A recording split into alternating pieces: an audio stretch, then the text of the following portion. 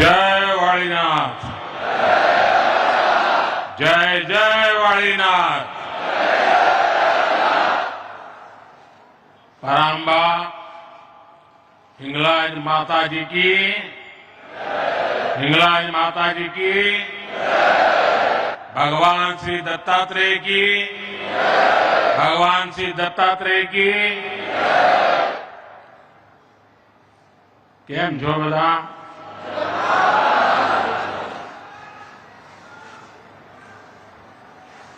आज घણા બધા જૂના જોગીના દર્શન કરવા મળ્યા, જૂના સાથીઓના દર્શન કરવા મળ્યા.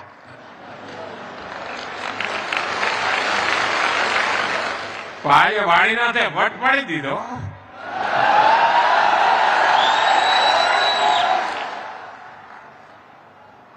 વાણીનાથ પહેલા પણ આવ્યો છું, અનેક વાર આવ્યો છું, પરંતુ આજે તો રોનક જ કઈ ઓર છે.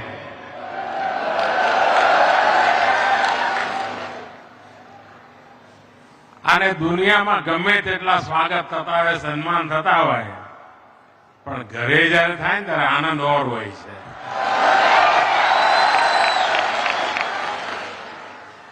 આજ મારા ગામ વાળા મને વચ્ચે વચ્ચે દેખાતા હતા આજે, અને મોસાળમાં આવીએ ત્યારે આનંદ પણ અનેરો હોય.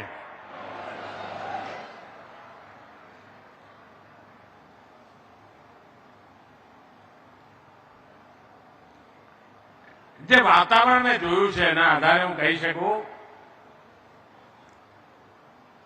कि श्रद्धा से, आस्था से सराबोर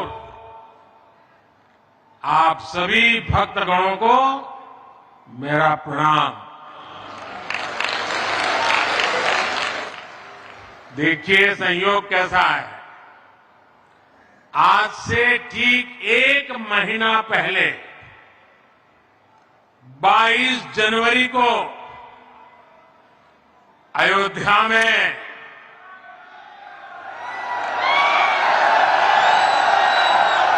प्रभु राम के चरणों में था. वहां मुझे प्रभु राम लला के विग्रह की प्राण प्रतिष्ठा के ऐतिहासिक आयोजन में शामिल होने का सौभाग्य मिला. इसके बाद 14 फरवरी वसंत पंचमी को अबू धाबी में खाड़ी देशों के पहले हिंदू मंदिर का लोकार्पण का अवसर मिला. और अभी 2-3 दिन पहले ही मुझे यूपी के संबल में कल्की धाम के शिलान्यास का भी मौका मिला. और अब आज मुझे यहां तरफ में इस भव्य दिव्य मंदिर में प्राण प्रतिष्ठा के बाद पूजा करने का समारोह में हिस्सा लेने का सौभाग्य प्राप्त हुआ है. साथियों, देश और दुनिया के लिए तो ये वाणीनाथ शिवधाम तीर्थ है, लेकिन समाज के, रबारी समाज के लिए, रबारी समाज के लिए पूज्य गुरु गादी है. देश भर से रबारी समाज के अन्य भक्तगण, आज मैं यहां देख रहा हूं, अलग अलग राज्यों के लोग भी मुझे नजर आ रहे हैं. मैं आप सभी का अभिनंदन करता हूं. साथियों, भारत की विकास यात्रा में एक अद्भुत कालखंड है. एक ऐसा समय है जब देव काज हो या फिर देश काज, दोनों तेज गति से हो रहे हैं.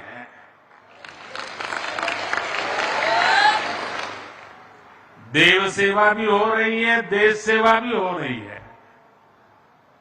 आज एक तरफ ये पावन कार्य संपन्न हुआ है, वहीं विकास से जुड़े 13,000 करोड़ रुपए के प्रोजेक्ट्स का भी शिलान्यास और लोकार्पण हुआ है।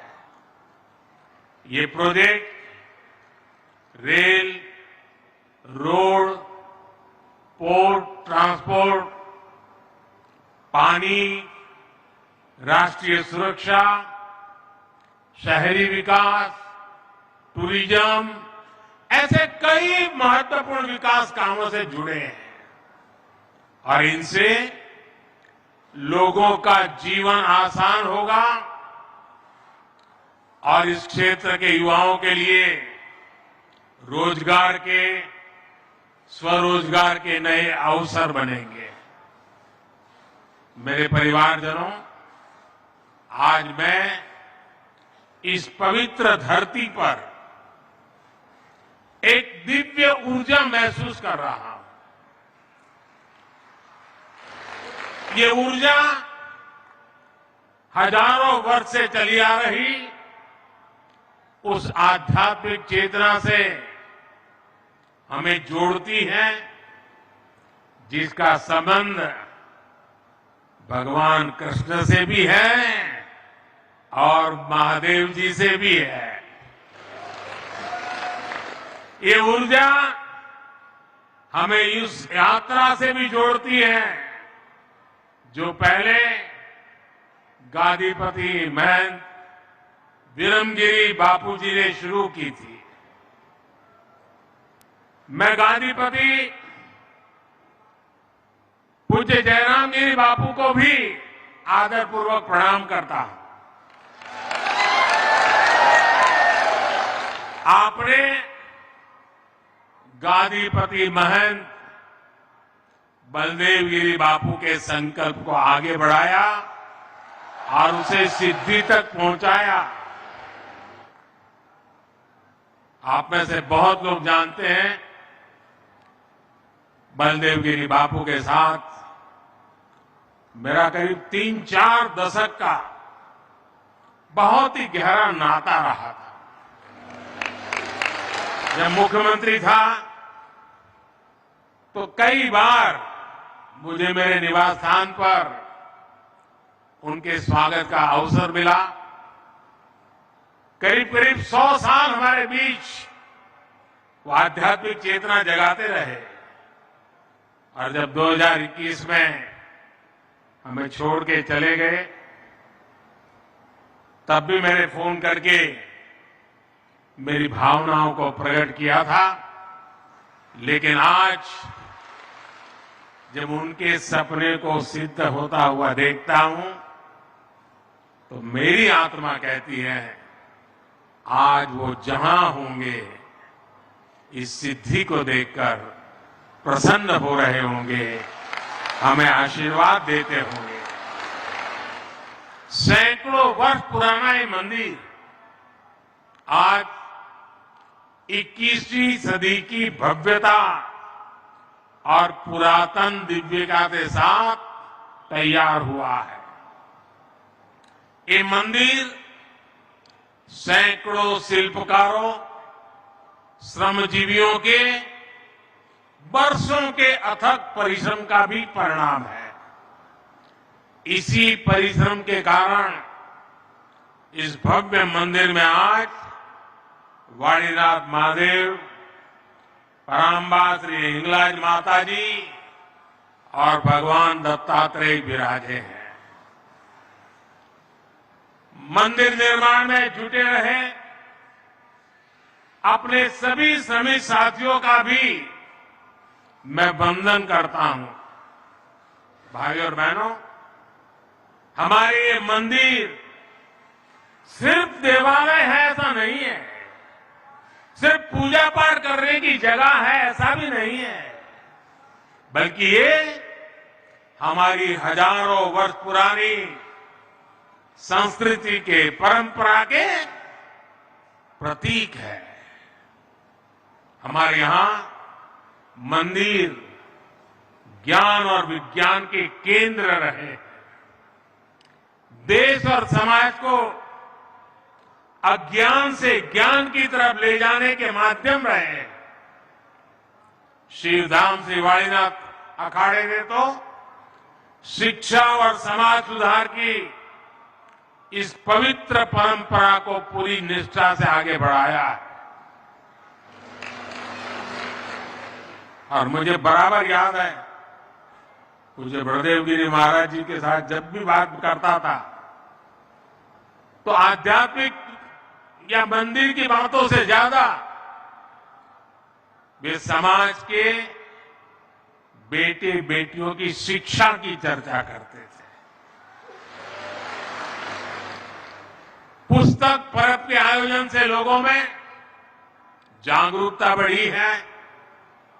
स्कूल और हॉस्टल के निर्माण से शिक्षा का स्तर और बेहतर हुआ है।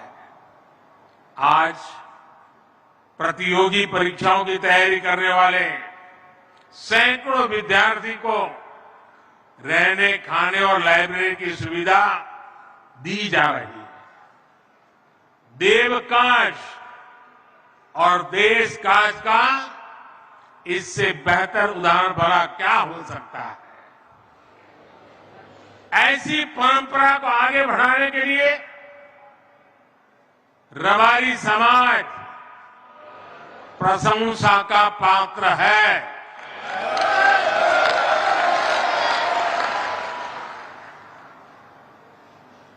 और रबारी समाज को प्रशंसा बहुत कम मिलती है।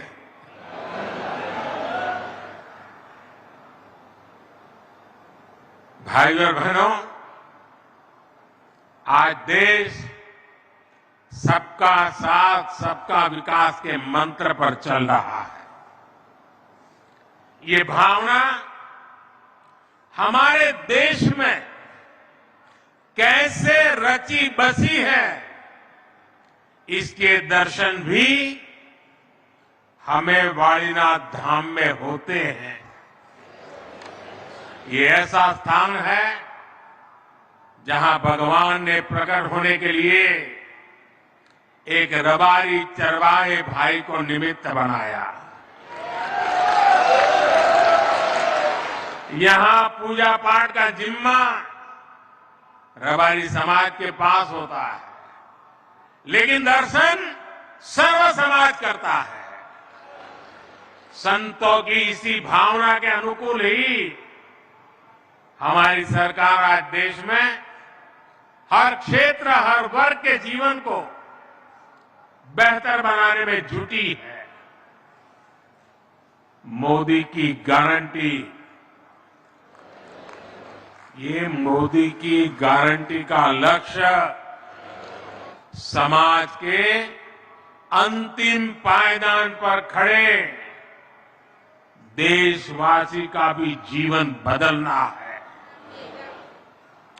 इसलिए एक तरफ देश में देवालय भी बन रहे हैं, तो दूसरी तरफ करोड़ों गरीबों के पक्के घर भी बन रहे हैं। कुछ ही दिन पहले मुझे गुजरात में 1.25 लाख से अधिक गरीबों के घरों के लोकार्पण का और शिलान्यास का अवसर मिला। 1.25 लाख घर। ये गरीब परिवार कितने आशीर्वाद देंगे, आप कल्पना कीजिए। आज देश के 80 करोड़ लोगों को मुफ्त राशन मिल रहा है, ताकि गरीब के घर का भी चूल्हा जलता रहे। ये एक प्रकार से भगवान का ही प्रसाद है। आज देश के 10 करोड़ नए परिवारों को नल से जल मिलना शुरू हुआ है। ये उन गरीब परिवारों के लिए किसी अमृत से कम नहीं है, जिन्हें पहले पानी के इंतजाम में दूर दूर तक जाना पड़ता था।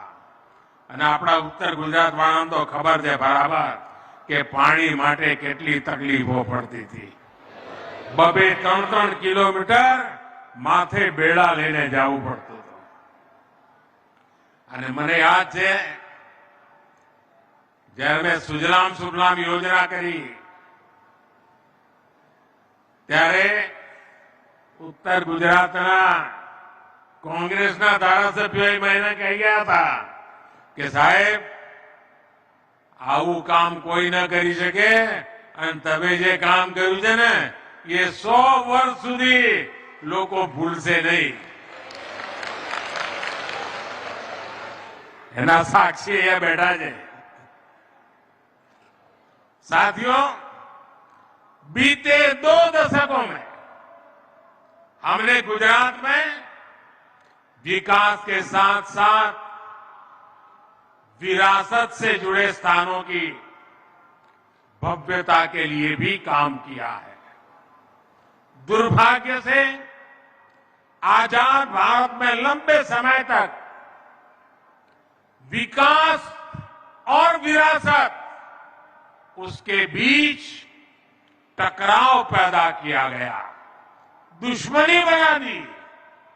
इसके लिए अगर कोई दोषी है तो वही कांग्रेस है, जिन्होंने दशकों तक देश पर शासन किया। ये वही लोग हैं जिन्होंने सोमनाथ जैसे पावन स्थल को भी विवाद का कारण बनाया। ये वही लोग हैं जिन्होंने पावागढ़ में धर्म ध्वजा फहराने की इच्छा तक नहीं दिखाई। ये वही लोग हैं जिन्होंने दशकों तक मोढेरा के सूर्य मंदिर को भी वोट बैंक की राजनीति से जोड़कर देखा। ये वही लोग हैं जिन्होंने भगवान राम के अस्तित्व पर भी सवाल उठाए, उनके मंदिर निर्माण को लेकर रोड़े अटकाए।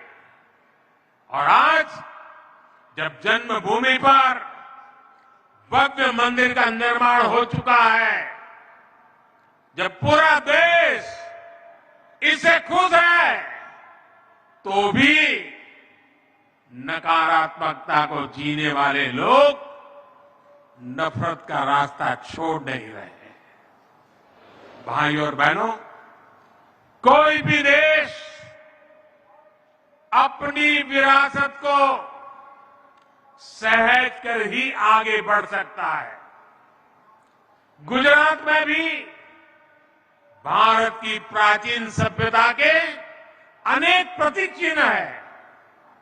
ये प्रतीक इतिहास को समझने के लिए नहीं, बल्कि आने वाली पीढ़ियों को अपने मूल से जोड़ने के लिए भी बहुत जरूरी है।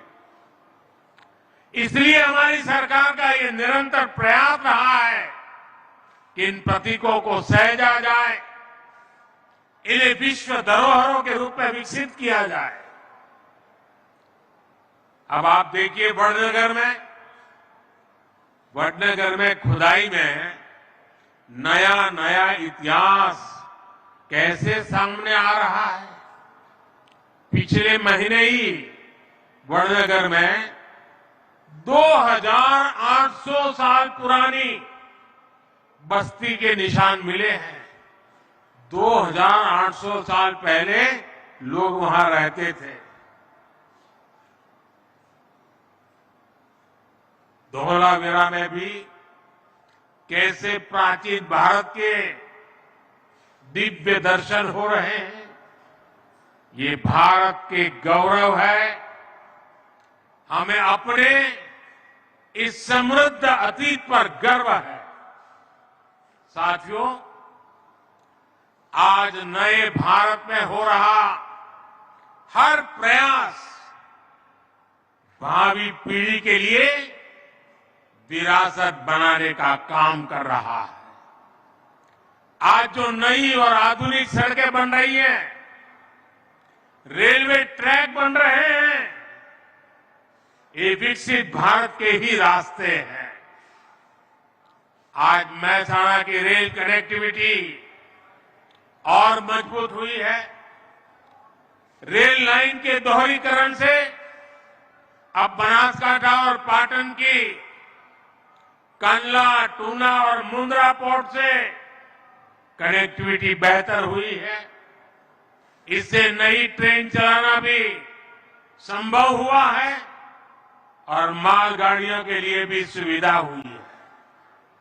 आज डीसा के एयरफोर्स स्टेशन के रनवे, उसका भी लोकार्पण हुआ है और भविष्य में ये सिर्फ रनवे नहीं, भारत की सुरक्षा का एयरफोर्स का एक बहुत बड़ा केंद्र विकसित होने वाला है। मुझे याद है, मुख्यमंत्री रहते हुए मैंने इस प्रोजेक्ट के लिए भारत सरकार को ढेर सारी चिट्ठियां लिखी थी, अनेक बार प्रयास किया था, लेकिन कांग्रेस की सरकार ने इस काम को, इस निर्माण को रोकने के लिए कोई कसर बाकी नहीं छोड़ी। एयरफोर्स के लोग कहते थे कि ये लोकेशन भारत की सुरक्षा के लिए बहुत महत्वपूर्ण है, लेकिन नहीं करते थे। 2004 से लेकर 2014 तक कांग्रेस सरकार इसकी फाइलें को लेकर के बैठी रही। 1.5 साल पहले मैंने इस रनवे के काम का शिलान्यास किया था। मोदी जो संकल्प लेता है वो पूरे करता है। डीसा के ये रनवे आज उसका लोकार्पण हो गया। गेली कंपनी खड्ड्यात। याहून मोठी बातमी सांगू? थे तब किसानों के खेतों में पानी नहीं था, पशुपालकों के सामने अपनी चुनौतियां थी, औद्योगिकरण का दायरा भी बहुत सीमित था। लेकिन भाजपा सरकार में आज स्थितियां लगातार बदल रही। आज यहां के किसान साल में 2-3 फसल उगाने लगे हैं। पूरे इलाके का जल स्तर भी ऊंचा उठ गया है। आज यहां जल आपूर्ति और जल स्रोतों से जुड़ी 8 परियोजनाओं का उद्घाटन और शिलान्यास किया गया है। इन पर 1500 करोड़ रुपए से ज्यादा खर्च किए जाएंगे। इससे उत्तर गुजरात की पानी की समस्याओं को दूर करने में और मदद मिलेगी। उत्तर गुजरात के किसानों ने टपक सिंचाई जैसी आधुनिक टेक्नोलॉजी को जैसे अपनाया है वो अद्भुत है। अब तो मैं यहां देख रहा हूं कि केमिकल मुक्त प्राकृतिक खेती का चलन भी बढ़ने लगा है। आपके प्रयासों से पूरे देश में किसानों का उत्साह बढ़ेगा। भाई और बहनों, हम इसी तरह विकास भी करेंगे और विरासत भी सहेजेंगे। अंत में इस दिव्य अनुभूति का भागीदार बनाने के लिए मैं एक बार फिर आप सभी साथियों का आभार व्यक्त करता हूं। आप सबका बहुत बहुत धन्यवाद। मेरे साथ बोलिए, भारत माता की, भारत माता की, भारत माता की। धन्यवाद जी।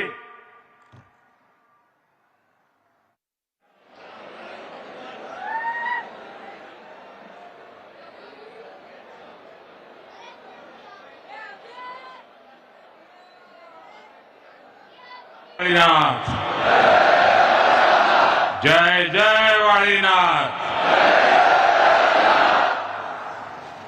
पराम्बा हिंगलाज माता जी की, हिंगलाज माता जी की।